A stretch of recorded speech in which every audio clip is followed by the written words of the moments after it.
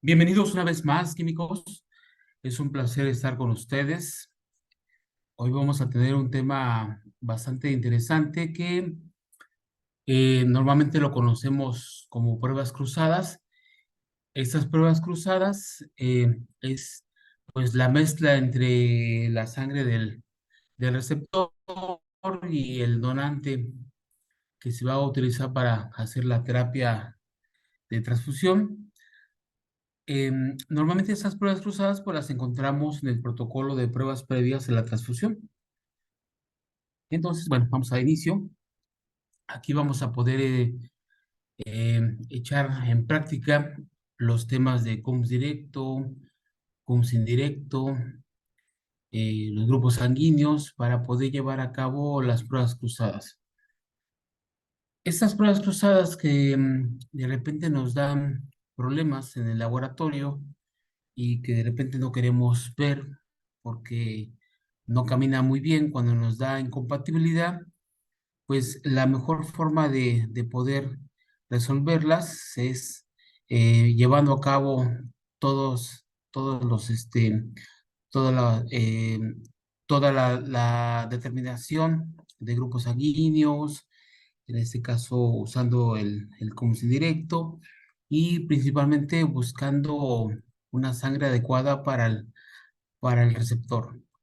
La resolución de las pruebas cruzadas eh, no es fácil, pero se puede llevar a cabo siguiendo todos los lineamientos que nosotros ocupamos en esas pruebas para llegar al fin, ¿no? Tener un objetivo que en este caso le ayude al paciente.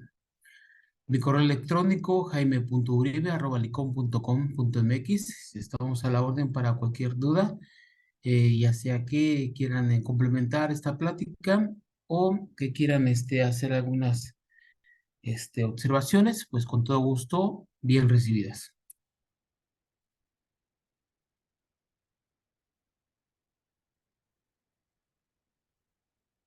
Bueno, vamos con la primera diapositiva y en este caso hablamos sobre las pruebas previas a la transfusión de sangre. Son una serie de protocolos y procedimientos de pruebas serológicas y no serológicas con el objetivo final de prevenir una reacción inmune hemolítica por transfusión de sangre en el paciente. Estos procedimientos de análisis mejoran la seguridad de una transfusión de sangre, en donde los glóbulos rojos transfundidos deben tener una tasa de supervivencia aceptable y no debería haber una destrucción significativa.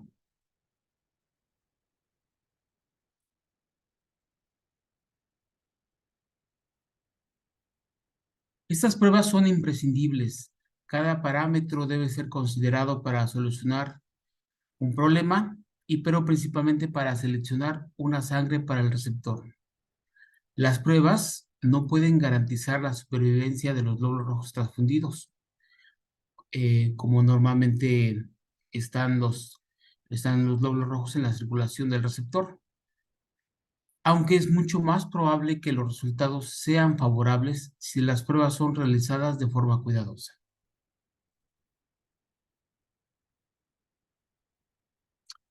Tenemos un problema grave en el cual pues tenemos el error administrativo.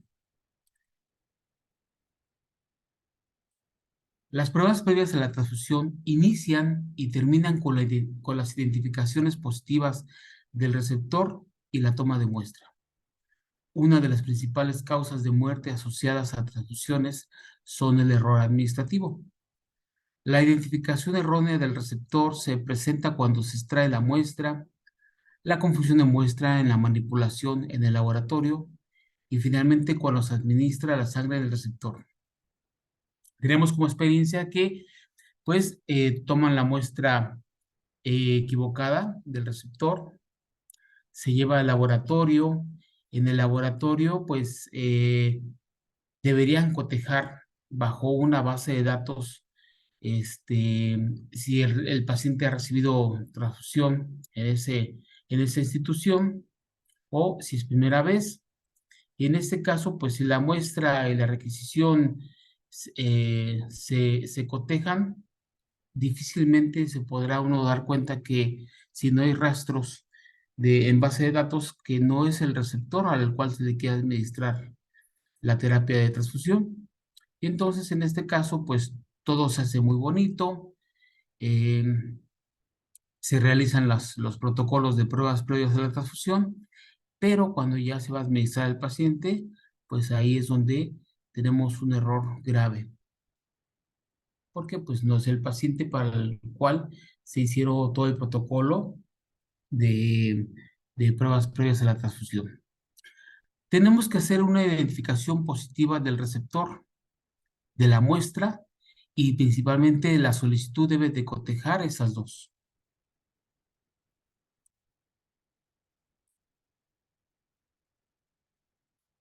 Esta identificación es crítica, es indispensable. La mayoría de los errores fatales de reacción hemolítica están asociados a este punto. Son errores no técnicos que generalmente superan a los técnicos. Lo que les comentaba, todo el protocolo de pruebas previas se hace de una forma rigurosa y excelsa en el laboratorio, pero finalmente cuando llega esta sangre al paciente que no es el indicado, pues tenemos un desenlace fatal. Asegurarse de realizar una identificación positiva del receptor, de la muestra y del llenado correcto de la solicitud va a garantizar pues que tengamos una estadística baja con respecto a este punto de errores fatales administrativos. Tenemos que hacer esa identificación positiva del paciente. Por lo regular, pues hay muchas formas de cotejar que realmente es el paciente, ¿sí? El expediente clínico del paciente debe estar a la vista para poder ahí grabar todo lo que se le va a hacer al paciente, el seguimiento, resultados, y en el cual pues el personal del área de la salud puede checar, revisar que realmente este sea del paciente. Tenemos aquí unas fotos prestadas del libro moderno de banco de sangre, y aquí vemos, por ejemplo, del lado izquierdo, pues vemos cómo el paciente está siendo reconocido por medio de un brazalete. Este brazalete, pues normalmente es difícil que se le caiga, ¿sí? Y en el cual, miren, vemos cómo le tomaron la muestra del paciente y están cotejando con un folio, ¿sí? Este folio que es idéntico al paciente. Siempre les recomiendo que, por ejemplo, cuando vayan a tomar la muestra al paciente, no le pregunten si usted es X nombre. No, dejen que el paciente les diga su nombre, porque muchas veces pues, el paciente está desvariando, no está consciente, y ustedes cuando le preguntan, ¿usted es tal persona? Pues él aparentemente confirma, pero realmente no está diciendo su nombre. Entonces, muchas veces hay formas de identificar al paciente, el brazalete, confirmar que él diga su nombre, preguntarle otros datos, confirmarlos con el expediente. El objetivo final es que cuando se va a tomar esta muestra, realmente sea una representación del paciente que vamos a estar trabajando en el laboratorio. Vean del lado derecho, pues ya llegó al laboratorio la muestra, la cual se está cotejando con la solicitud. Esta solicitud pues debe traer todos los datos que se necesitan para poder trabajar las pruebas previas a la transfusión de sangre.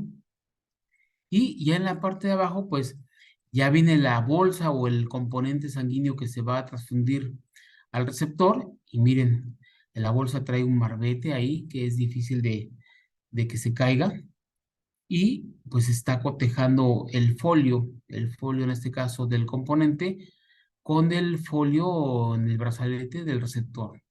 Y con esto pues cerramos ese seguimiento que nosotros llamamos hemovigilancia. Acuérdense que en los primeros 15 minutos en el cual se conecta este hemocomponente al paciente, hay que estar vigilándolo, porque esos 15 minutos, pues es el tiempo reportado en el cual podemos observar una reacción post-transfusional. Claro, después hay que estarlo vigilando hasta que se termina de administrar este hemocomponente, porque muchas veces pues lo conectan al paciente y se van y lo dejan ahí solo. Entonces no nos damos cuenta, no podemos calificar si el paciente está teniendo una reacción post-transfusional. Y en este caso, pues si tiene una reacción post-transfusional, pues ya saben, se tiene que detener la administración del hemocomponente, tomar muestras, llevar inmediatamente al laboratorio para que se inicie el protocolo de las pruebas de reacción post-transfusional. Y pues en este caso el médico va a aplicar la terapia para evitar que el paciente tenga más daño.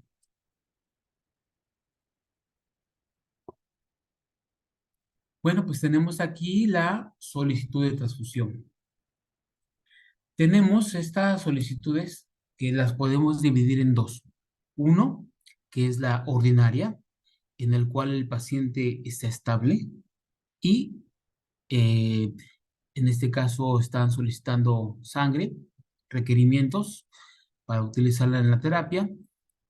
¿Qué nos dice esto? Bueno, que yo en el laboratorio donde voy a hacer esas pruebas previas a la transfusión, pues no es que me tome todo el tiempo, pero por lo regular tengo un tiempo de 1 hora, 2 horas para poder buscarle sangre compatible con este paciente, ¿sí?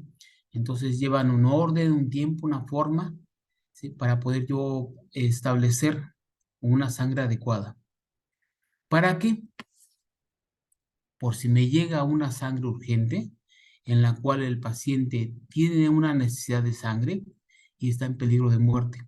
Entonces, estas solicitudes ordinarias pues pasan a un segundo término porque el paciente puede esperar porque está estable, pero voy a usar todos mis recursos para poder atender esta solicitud urgente en la cual la vida del paciente está en peligro y en la cual pues yo ya debo usar el protocolo para poder brindar la atención debida en el menor tiempo y tomando todas las medidas para poder darle seguimiento a este protocolo de pruebas previas a la transfusión. Esta solicitud pues debe de venir muy bien indicada el tipo de componente sanguíneo que requieren, si es un concentrado hidrocitario, si es un plasma, un concentrado plaquetario o un crío. Debe de venir las cantidades que va a necesitar. Si necesita algún requisito en especial como irradiado, lavado, reconstituido, descongelado, diluido, fraccionado, etcétera, hay muchos requerimientos, debo de poder saberlo. Y si no entiendo muy bien, debo de preguntar al solicitante, en este caso el médico, qué es lo que requiere para tenerlo a tiempo cuando él lo vaya a necesitar, en este caso, y administrarle al paciente. Si, por ejemplo, si es un plasma, bueno, pues ya saben que el plasma lleva un procedimiento de descongelación, y entonces si me dice a tal hora, bueno, después de las pruebas previas a la transfusión, pues empiezo a hacer el procedimiento de descongelación para que todas las proteínas, todos los componentes, todos los factores que vayan en este plasma, pues no se degraden y vayan directamente a hacer la terapia de transfusión en el paciente. Si es un concentrado hidrocitario en el cual va a ser, por ejemplo, lavado o va a ser diluido para que pase mucho mejor, pues debo de saber en qué tiempo lo va a requerir para poder tenerlo.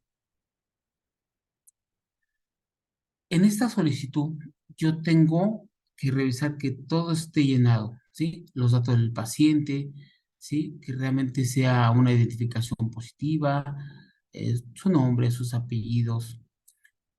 Y en este caso, este historial médico debe ser preciso. Debe de venir el diagnóstico en el cual yo sepa cómo está catalogado el paciente para poder brindarle un mejor hemocomponente, la edad, ¿sí? La edad es muy importante. Si es una solicitud para un recién nacido, recordarán que la sangre que se tiene que ofrecer es de menos de 5 días. En otras literaturas dicen que menos de 7 días. Esto es porque el paciente recién nacido pues necesita oxigenar inmediatamente. Entonces estas sangres pues normalmente inmediatamente que se transfunden empiezan a hacer su labor. Se va a hacer la circulación de los glóbulos rojos, transportando el oxígeno y dándolo a aquellos lugares donde se necesita oxigenación. En el caso de pacientes pues adultos, normalmente pues podemos ocupar unidades de sangre pues de más de 7 días, en la cual pues lo que yo requiero ahí es la volemia, ¿sí? Y a lo mejor después de 24 horas empezará adecuadamente la oxigenación, pero bueno, estamos hablando de un paciente adulto, pero un recién nacido, es importante ofrecer sangre fresca de menos de 5 días, otras literaturas de menos de 7 días, es lo que tenemos, pero bueno, esas son las recomendaciones. Hombre, mujer, bueno, normalmente sabemos que si es mujer, con alguna edad, 24 años, 30 años, probablemente ya haya tenido pues embarazos o partos, y en este caso pues este tipo de muestras que vamos a trabajar pues normalmente pueden ofrecernos eh, inmunizaciones, entonces tendremos que emplearnos un poquito más a fondo, a diferencia de una persona, hombre, que a lo mejor reporta que no ha tenido nunca transfusiones ni cirugías mayores, probablemente a lo mejor tengamos más facilidad de encontrarle sangre en menor tiempo. Fecha de última transfusión, es importante que documenten si en el lapso de 3 meses ha tenido algún tipo de transfusión el paciente, porque eso va a hacer que de repente en las pruebas cruzadas o rastreo de anticuerpos irregulares tengamos interferencias por esos glóbulos rojos que se han transfundido recientemente. El motivo de la transfusión, ¿sí? El motivo de la transfusión por el cual necesitamos ofrecer sangre al paciente, ¿sí? Es muy importante porque de repente a lo mejor es una cirugía y da la casualidad que nuestro paciente tiene sangre un poco difícil de encontrar. Bueno, sabemos que es una cirugía y con toda la calma del mundo, pues vamos a agotar nuestros recursos para poder ofrecer la sangre adecuada en el tiempo que necesita.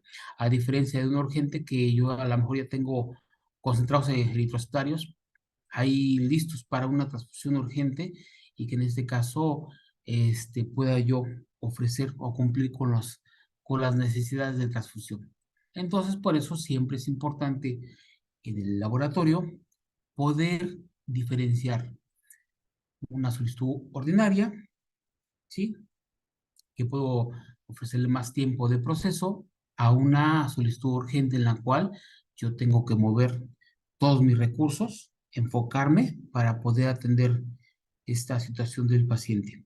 Y pues todas las solicitudes deben de venir requistadas completamente, ¿sí? Bien llenadas, y en la cual a mí se me va a dar información qué problemas me puede presentar esta solicitud. A lo mejor de entrada puedo detectar que va a estar complicado, pero aparte yo puedo saber si en el stock no voy a poder cumplir con esta solicitud. Entonces deben de manejar al 100% esos puntos. Y acuérdense del médico solicitante, que vengan muy bien los datos ahí, porque de repente si tenemos algún retardo para ofrecer la sangre, si no es compatible, si me voy a tardar más tiempo, debo de tener un responsable con el cual yo pueda informarle todo el seguimiento que se está realizando con esa solicitud de sangre. Las muestras, pues 10 mililitros son suficientes para hacer pruebas previas a la transfusión. De repente, si necesitamos más muestras para un protocolo de inmunohematología avanzada, pues a lo mejor vamos a necesitar otros 10 mililitros para poder trabajar. Pero de entrada, 10 mililitros son suficientes.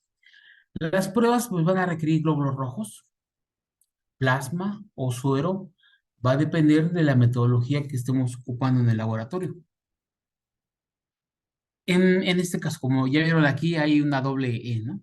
Pero bueno, en este caso lo que quiero decir es que muestras tomadas de la misma vía de infusión ocasionan errores. Y esos errores se traducen en que probablemente los anticuerpos estén diluidos. Y en este caso, si yo tengo un anticuerpo que de entrada es de bajo título o que está muy disminuido, pues imagínense con esta dilución, pues probablemente no lo esté encontrando adecuadamente. No utilizar muestras hemolizadas o lipémicas nos van a causar dificultad para evaluar los resultados. Muchas veces nos confunden. Sabemos que la hemólisis es el resultado de una reacción antígeno-anticuerpo.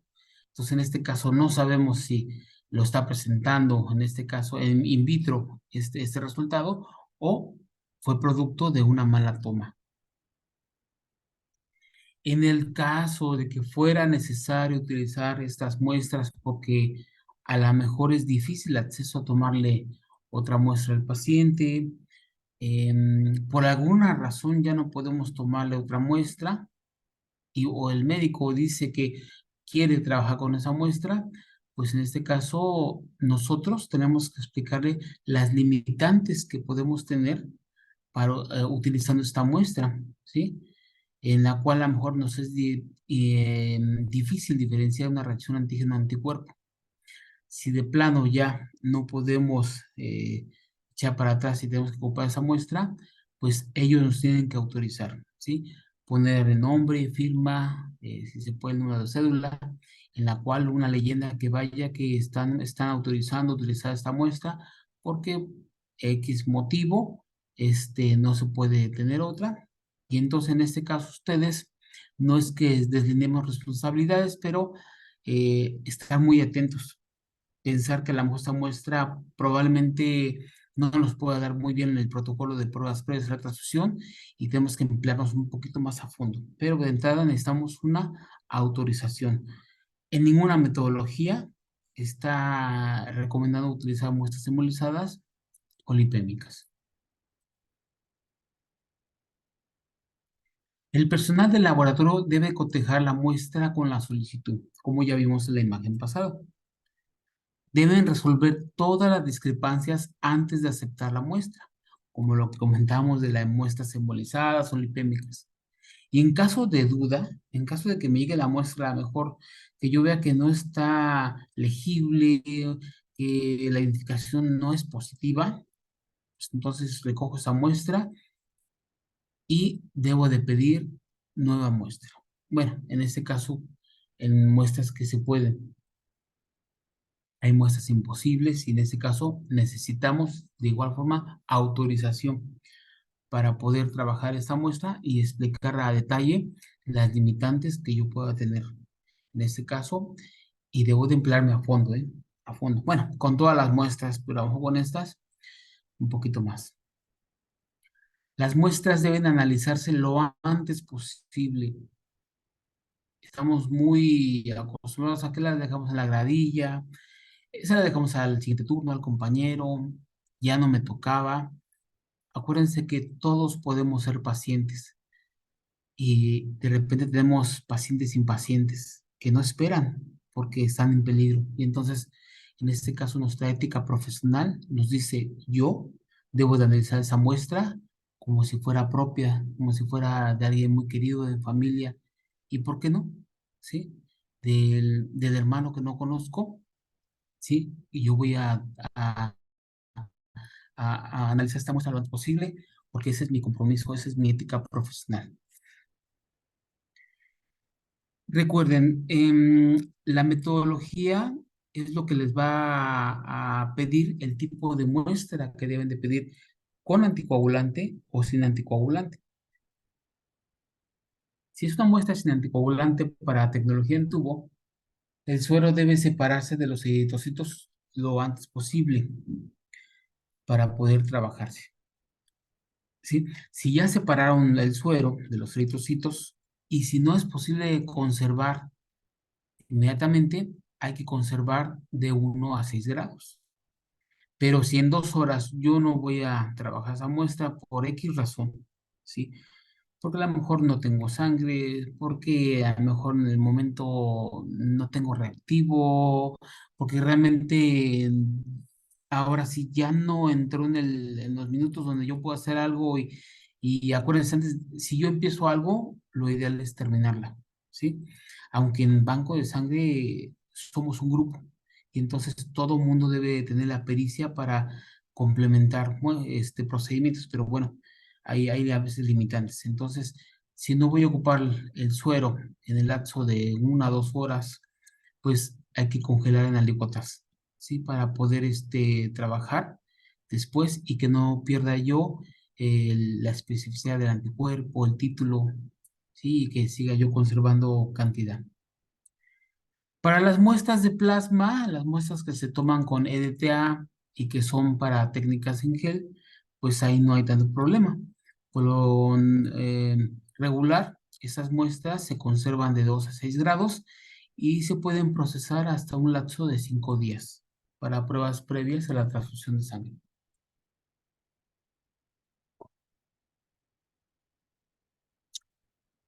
Es muy importante no utilizar muestras, ¿sí? Con más de 3 días de haberse tomado porque la condición inmunológica del receptor cambia, más si ya ha recibido transfusiones, está pasando por el embarazo, ¿sí? O si ha tenido alguna reacción post-transfusional. Entonces, es muy importante que una muestra no pase de 3 días para hacer el protocolo previo a la transfusión, principalmente en las pruebas cruzadas. Debemos de tener un estatus real, ¿sí? En este caso, del paciente. Las muestras del receptor y el donador deben de taparse, etiquetarse cuidadosamente y refrigerarse de 1 a 6 grados. Deben tener un volumen adecuado para que puedan ser reevaluados si el paciente experimenta alguna reacción adversa a la transfusión. Lo que comentamos, protocolo de reacciones transfusionales. ¿Cuánto tiempo lo debo de conservar en mi refrigerador? Mínimo 7 días. Yo sé que de repente guardar muestras en el refrigerador cuando tenemos refrigeradores pequeños, pues va a ser un problema. Pero pues en este caso está normado, ¿sí? La 253 establece que muestras de receptores y donantes se deben de almacenar mínimo 7 días. Después pues ya desecharse. Ahora, si hablamos de protocolos de pruebas de compatibilidad, pues se refieren al aspecto serológico de pruebas previas a la transfusión, comenzando con la sangre del donante y terminando con la del receptor. En este caso, las muestras de sangre, ¿sí? En donde hay tipificación ABO y RHD, incluida una prueba de débil, y las pruebas destinadas a prevenir la transmisión de enfermedades, pruebas de detección para anticuerpos inesperados contra antígenos de glóbulos rojos, ¿sí? Y los resultados deben estar claramente indicados en todas las etiquetas del producto, en el concentrado eritrocitario, en el plasma, en los críos, ¿sí? Todo este protocolo de compatibilidad que se le hace al donador debe estar muy bien expuesto en esos marbetes que llevan nuestros productos. ¿Qué tipo sanguíneo es ABO o RHD? El rastreo de anticuerpos irregulares, ¿sí? La parte serológica para prevenir la transmisión de enfermedades. Todo esto debe estar muy bien legible y entendible para que podamos ofrecer una sangre adecuada a nuestro receptor.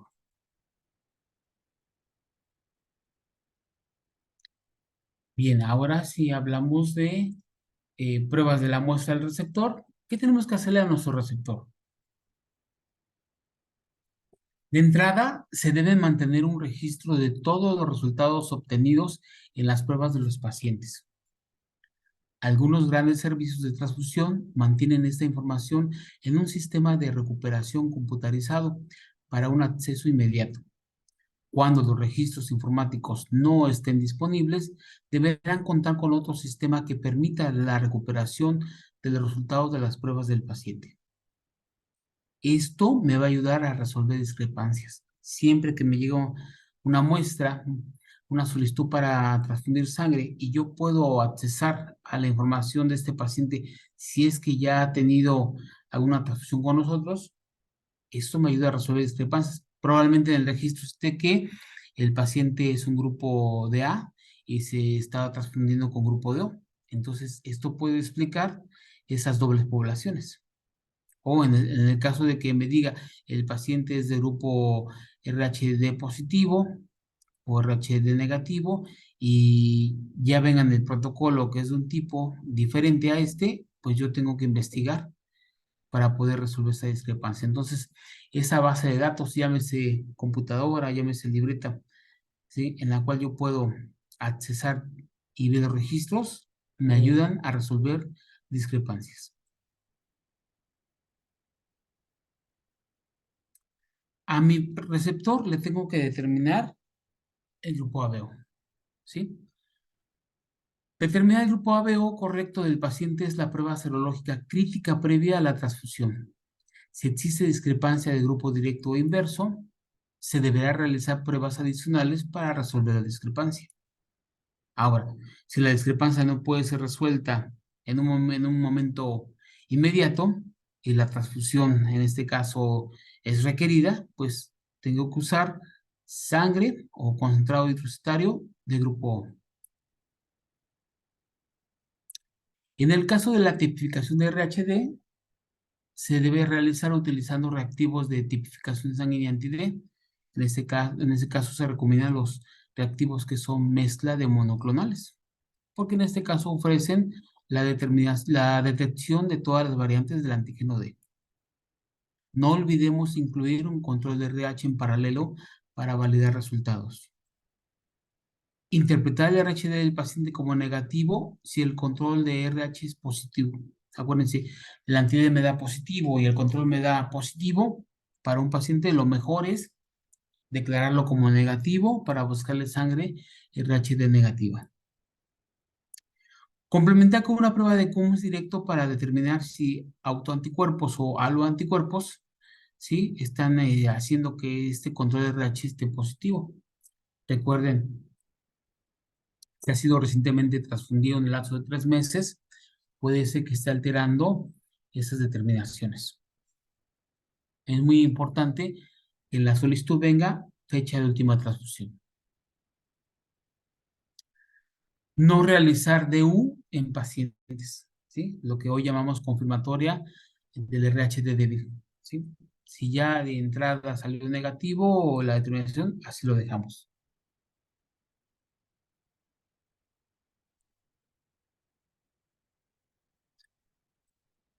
Se debe analizar clínicamente el suero o plasma del receptor para la búsqueda de anticuerpos clínicamente significativos o inesperados.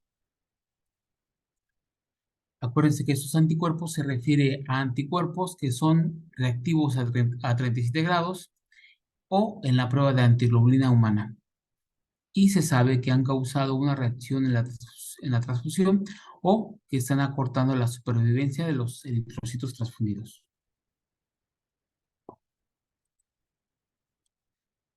Acuérdense que esta producción de anticuerpos inesperados pues se debe a una exposición a antígenos extraños como el embarazo o la transfusión. Es importante para la selección de glóbulos rojos de donantes que tendrán la mejor tasa de supervivencia.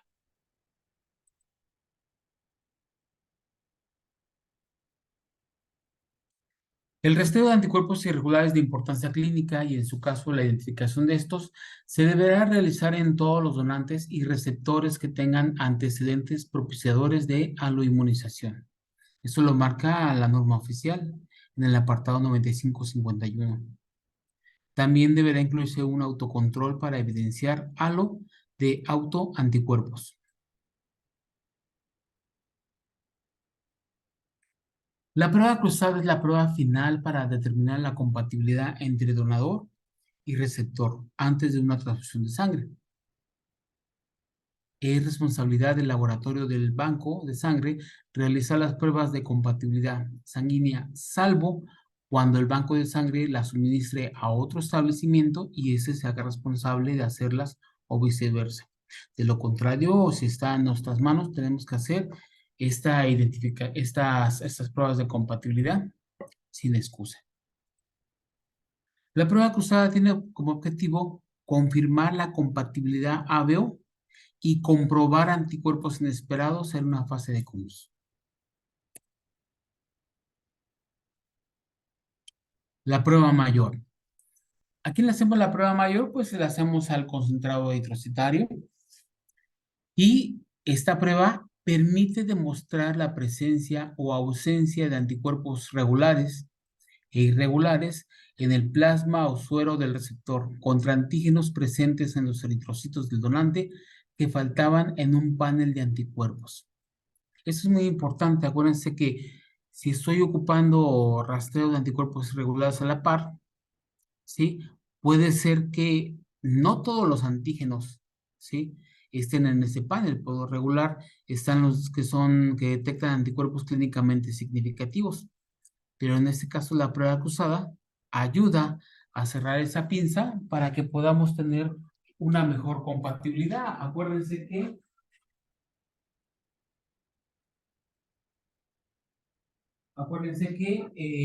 tenemos anticuerpos contra antígenos de baja prevalencia, que entonces no van a estar en ese panel de anticuerpos.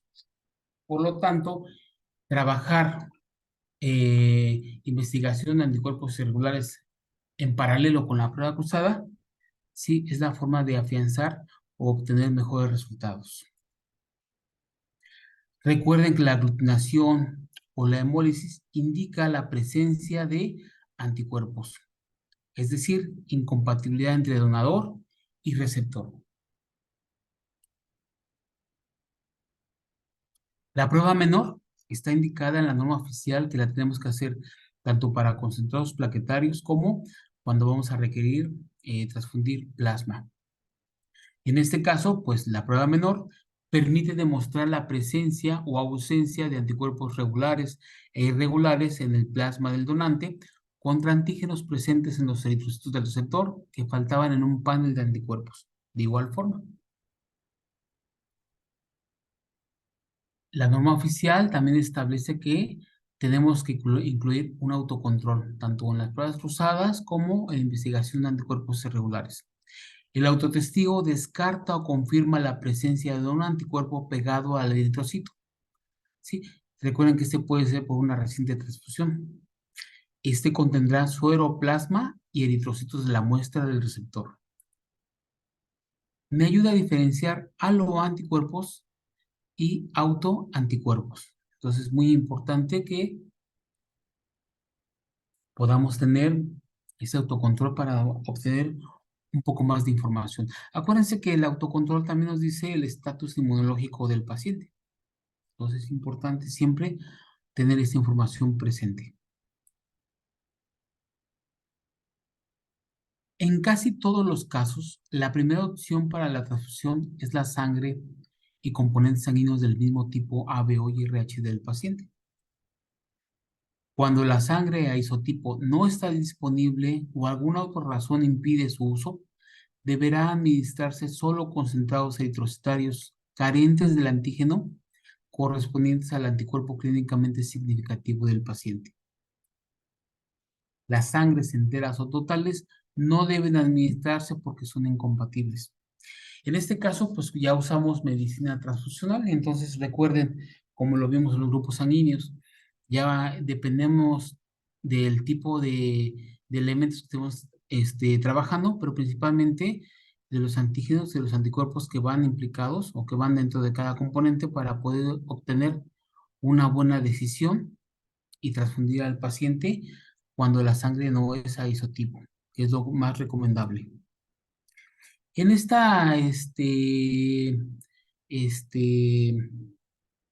bueno, en esta figura, en este caso, en este cuadro, podemos tener el grupo sanguíneo del receptor, ¿sí? Los antígenos que van en los eritrocitos, por lo menos de ABO y RHD, los anticuerpos que están presentes en el suero o en el plasma, y los grupos compatibles con suero del receptor. Ejemplo, en un receptor de grupo A, ¿sí? Los antígenos presentes en sus eritrocitos deben ser de A. Los anticuerpos en el plasma tendrá anti-B y ese será en concentrado eritrocitario compatible a isotipo y con glóbulos rojos de O. En el caso del RHD positivo, pues tiene antígenos en sus glóbulos rojos de tipo D. No tiene por qué tener anticuerpos en su plasma o suero. Y pues en este caso es compatible con RHD positivo y RHD negativo, ¿sí? Aunque yo no recomiendo que le pongamos RHD negativos a los RHD positivos, porque tienen o tenemos un fenotipo diferente. Entonces, volvemos a lo mismo. Si yo le pongo un antígeno al paciente que no conoce, pues va a desarrollar una respuesta, un anticuerpo que después nos va a dar problemas de incompatibilidad. En la nota de abajo dice, hematíes deben ser compatibles con el plasma del receptor y el plasma debe ser compatible con las células del receptor. Entonces, esto debe ser ley en las pruebas previas a la transfusión para que tengamos una buena decisión y darle el componente sanguíneo adecuado a nuestro receptor. Alternativas de uso en pacientes adultos y niños mayores de 6 meses, pues aquí se las presento. Alternativas de uso en pacientes adultos y niños mayores de 6 meses. Esta, esta tablita maneja dos puntos. Hay uno que es que me gustaría remarcar y que solamente se debe ocupar en casos en extrema necesidad. Ejemplo, receptor RHD positivo, la alternativa es RHD positivo y si no, pues RHD negativo. RHD negativo. La primera opción es RHD negativo y si el paciente no está inmunizado, o sea, no tiene anticuerpos contra el D, pues la opción sería RHD positivo. Y después hay que usar la vacuna para poder evitar que se inmunice y provocar un anticuerpo, ¿sí? Aunque yo siempre digo que si hay necesidad de sangre, la mejor sangre pues es aquella que nos administra y siempre debemos de tener un stock adecuado para poder atender estas solicitudes. Entonces, yo siempre recomiendo y hagan hasta lo imposible para poder proporcionar sangre a isotipo del paciente para que pues no tengamos que lamentar y no tengamos que causarle alguna inmunización al paciente y que después pues ya sea más difícil encontrarle sangre compatible. Tenemos pues nuestra norma oficial 253 o las guías de transfusión que están vigentes, recuerden consultarlas, en la cual pues nos dan la asignación de productos sanguíneos a isotipo o a ese grupo, tanto ABO como RHD. Entonces en este caso pues tenemos alternativas, pero mi recomendación es tratar de transfundir a isotipo. Por eso es muy importante que nos hagamos nuestros tipos sanguíneos completos, nuestro fenotipo extendido para poder tener alternativas y poder tener conocidos en la cual pues puedan cumplir ayudándonos a donar esta sangre que podamos necesitar para nuestro paciente. Situaciones de urgencia. El médico del paciente es el único que puede evaluar el riesgo de hacer una transfusión sin pruebas previas de compatibilidad, ¿sí? Y en la cual, pues se puede entregar parcialmente compatibilizada. Esto es que le hagamos grupos ABO y RH, o el riesgo de retrasar la transfusión hasta que se complete la cruzada. Liberar sangre sin pruebas previas de la transfusión, donde el médico declara que la situación clínica fue lo suficientemente urgente. Entonces, acuérdense, Nosotros no podemos tomar decisiones de no realizar las pruebas, de realizar pruebas rápidas, de poder manipular los tiempos. No, no podemos romper los protocolos de pruebas previas a la transfusión para poder ofrecer una sangre inmediatamente. No, todo va en tiempo y en forma, y aquí lo único que puede decidir si la sangre es necesaria con algunas compatibilidad, perdón, con algún bueno, con algunas pruebas, pues es el médico. En aquel él sabe si realmente nuestro paciente, o bueno, en el caso del paciente, está en peligro de muerte, y es más bienestar pasarle sangre a no pasarla. ¿Cómo debe ser nuestra sangre urgente que podemos tener en el stock para este caso de urgencias? Bueno, deben ser glóbulos rojos de tipo O, pueden ser de RH negativo, y lo mejor es que antes de que se vayan esas sangres, tratar de hacerle los tipos sanguíneos tanto al paciente como confirmar las bolsas. Indicar en forma notoria en el producto que se va, cuál fue las pruebas que alcanzamos a hacerle, y notificar al médico del paciente si después de que se llevó estas unidades, si se están transfundiendo. Nosotros en nuestro laboratorio pues, continuamos con el protocolo de pruebas previas de la transfusión. Notificar en cuanto ya tengamos una conclusión, ¿sí? Si fue compatibilidad, pues notificar que todo salió excelente. Y si detectamos una incompatibilidad, inmediatamente, si es posible todavía, detener la transfusión.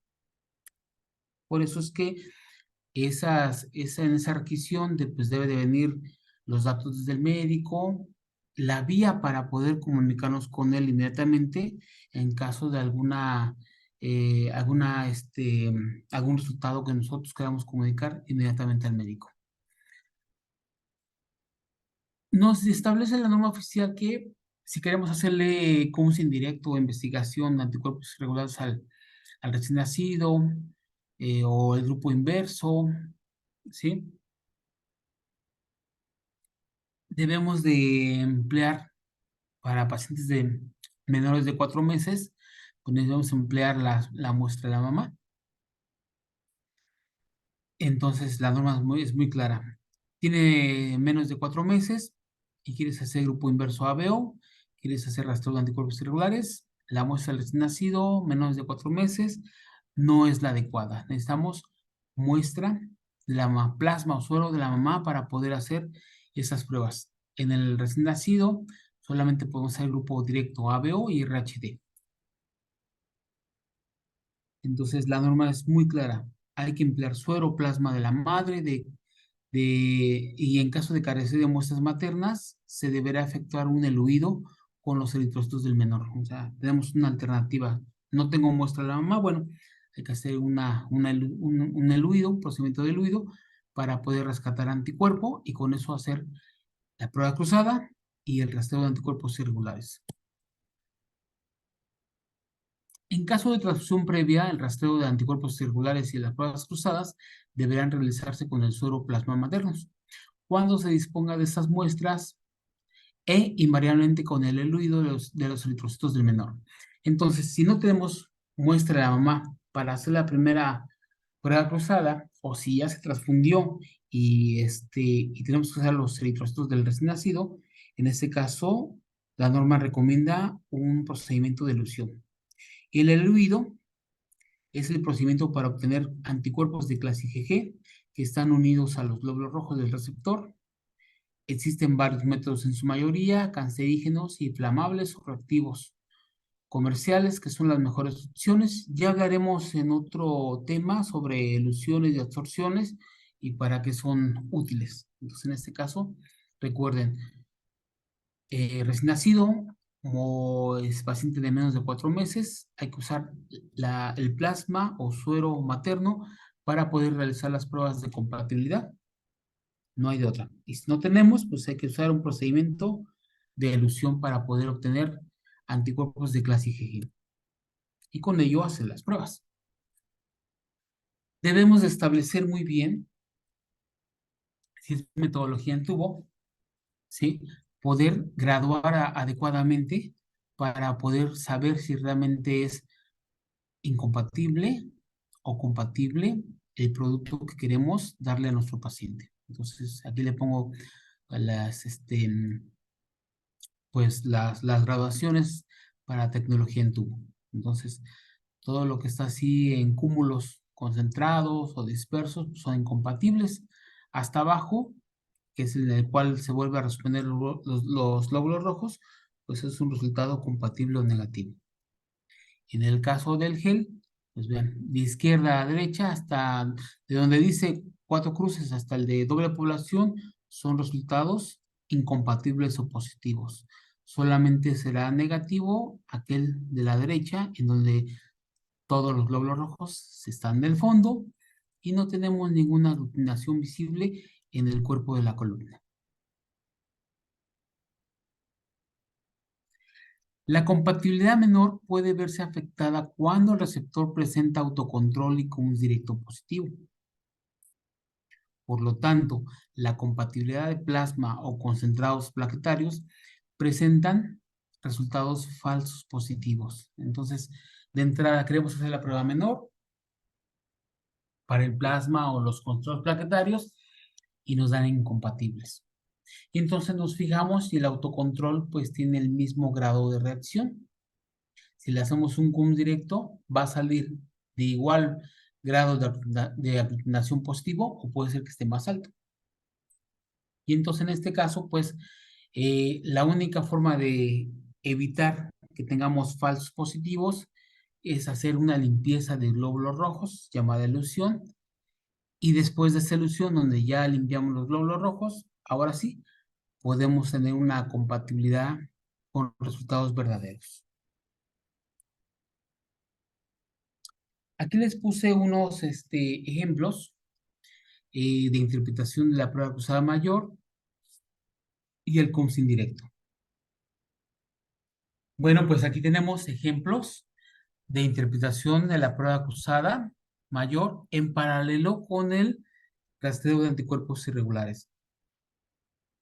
Recuerden que lo mejor es poder trabajar el CUMS indirecto con la prueba cruzada porque tenemos mucha información. Por ejemplo, si el paciente no ha sido transfundido, pues en ese esperaríamos que el CUMS directo estuviera negativo. El rastreo de anticuerpos irregulares estuviera negativo. Por lo tanto, la primera unidad de sangre que le vamos a administrar, de ahí podemos saber si nosotros hicimos la primera sensibilización o conservar esta inmunización intacta en el paciente y seguir proveyendo producto aisotivo para el paciente. Y la otra, pues cuando tenemos una investigación o identificación de anticuerpos celulares positiva, pues en este caso sabemos qué sangre carente del antígeno debemos de buscarle a nuestro receptor para brindarle una mayor confianza en esa transfusión. Entonces, siempre es mucho mejor trabajar en paralelo. Rastreo de anticuerpos irregulares, prueba cruzada, porque también nos va a dar la pauta para saber cuántas unidades voy a transfundir. Bueno, voy a compatibilizar para el paciente, cuánto me puedo tardar, si la muestra me va a alcanzar o si de plano no voy a tener unidades adecuadas para ofrecer a este paciente. Entonces, vean, en el primer ejemplo tenemos ahí 3 tubitos, se lo puse en esta, en esta metodología. Recuerden que los círculos con fondo rojo, pues es que está suspendido los glóbulos rojos otra vez, no hubo anticuerpo pegado al glóbulo rojo.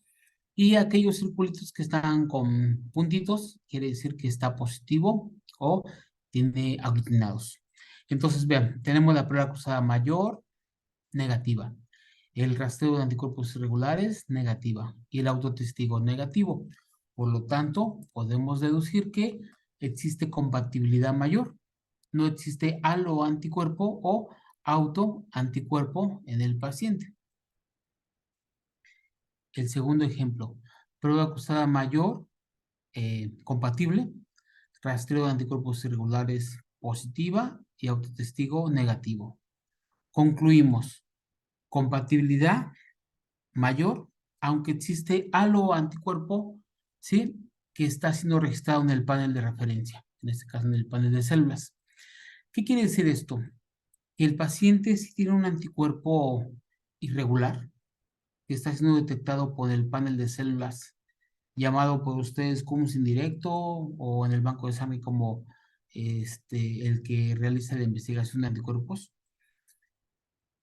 Pero en este caso, si yo busco otra unidad, probablemente ahí obtenga una unidad incompatible, porque porque el paciente tiene anticuerpos comunes, ¿sí?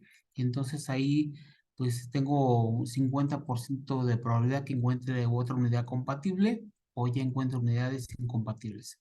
Para eso debo de estar revisando mi stock de sangre para saber si puedo cumplir con los requerimientos de esta solicitud.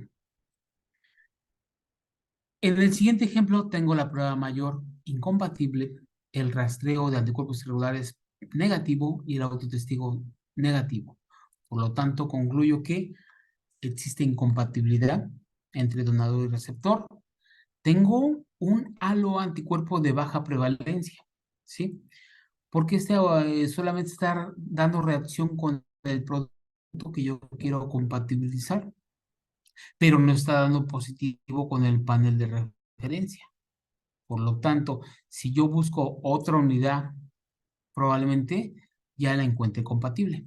A diferencia del ejemplo anterior, que el panel de referencia estaba dando positivo y con eso me dice que la siguiente unidad puede ser incompatible. En este caso, el panel de referencia está siendo negativo y con eso me dice que esa incompatibilidad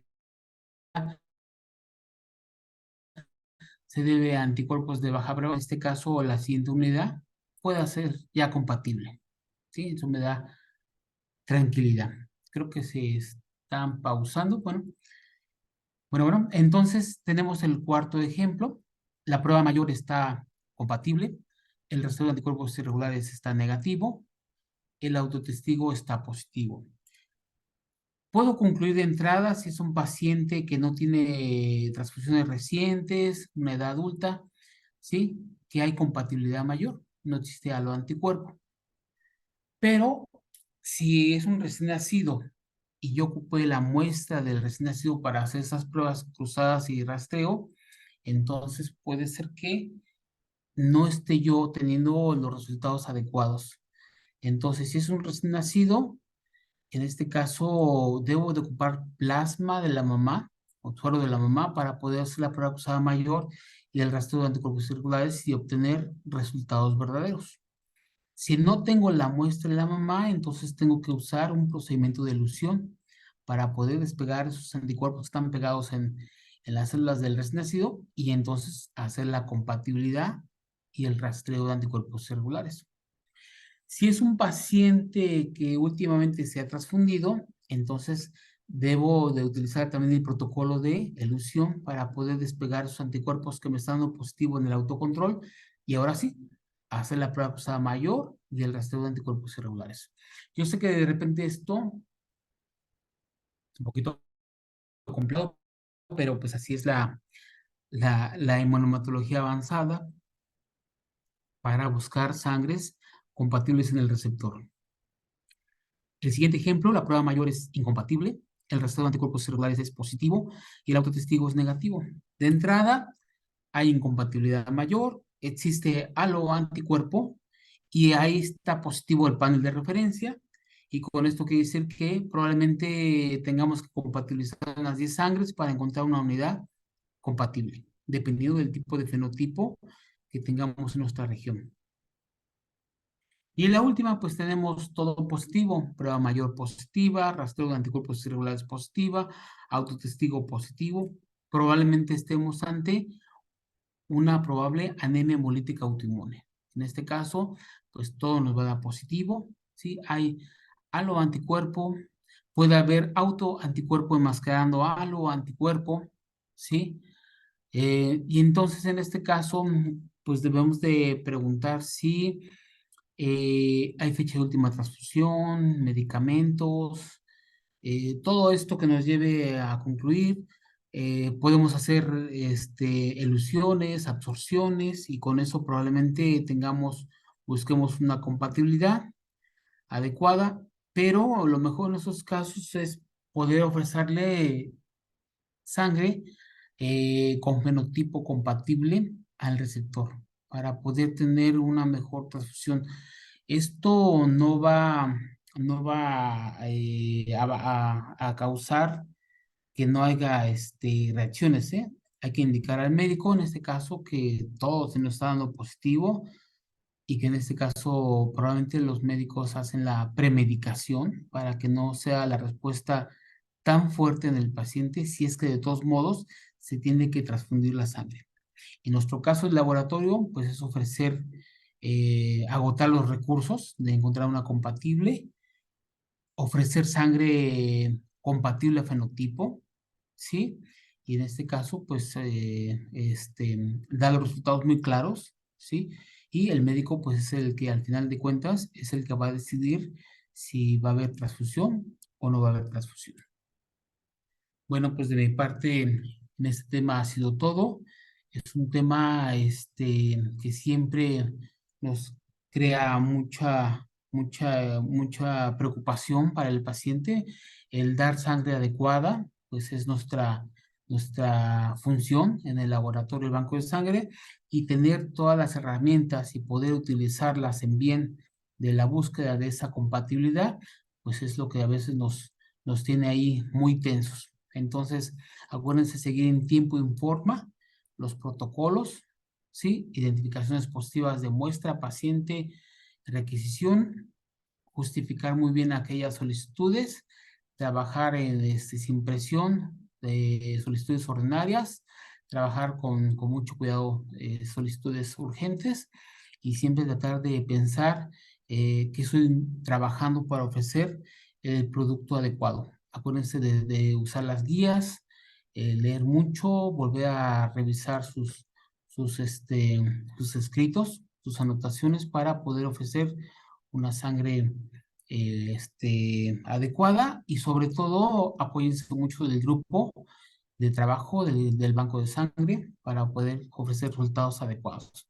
Pues de mi parte es todo, nos vemos en la siguiente presentación y pues hasta luego, que estén bien. Gracias.